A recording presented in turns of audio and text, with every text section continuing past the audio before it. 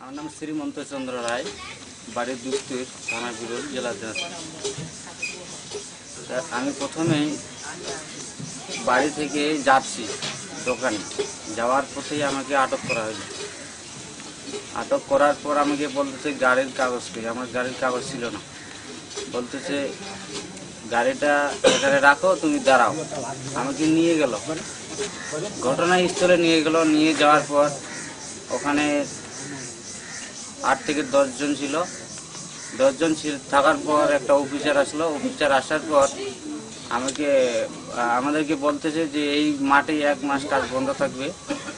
বলতেছে যে স্যার আসছে, কিছু কথা বলেন।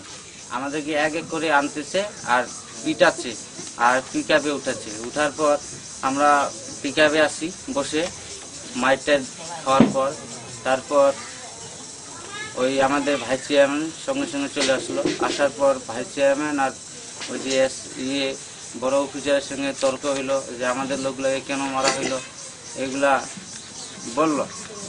তারপর আমাকে ভাইস চেয়ারম্যান জিজ্ঞাসা করলো যে তোদেরকে কেমন মারধর করছে। আমার বললো স্যার আমাদের মানে হাঁটুয়া টাটুয়া সব ভাঙিয়ে দিচ্ছে, এইভাবে বলল। তারপর ভাইস চেয়ারম্যান আসে আমাদেরকে ওখানে নিয়ে গেল। অফিসার কি কথা বললো না বললো, ওই যে মিলের ওখানে, যেখানে রাত্রি ঘটনাস্থলে নিয়ে যাওয়ার পর আমাদেরকে ছেড়ে দিল। ছেড়ে দেওয়ার পর ওখানে মানে নাম জিজ্ঞাসা করে ছেড়ে দিল। তারপর মানে পিকআপ মানে যাওয়ার পথে ব্রেক করার মানে সময় ব্রেক করে বলল যে এক পুলিশ বলল যে যা কিছু হয়েছে, তোরা যে মাইর খেয়েছে এটা কথা জীবনে বলবা না। বলল যে এটা যেটা আহরকে মানে ধাক্কা টাক্কা লাগি এটা রক্তাক্ত হয়েছে, এভাবে বলল। আর বলল যে পুলিশের মায়ের দিয়েছে এটা বলবা না। এই আমার বক্তব্য।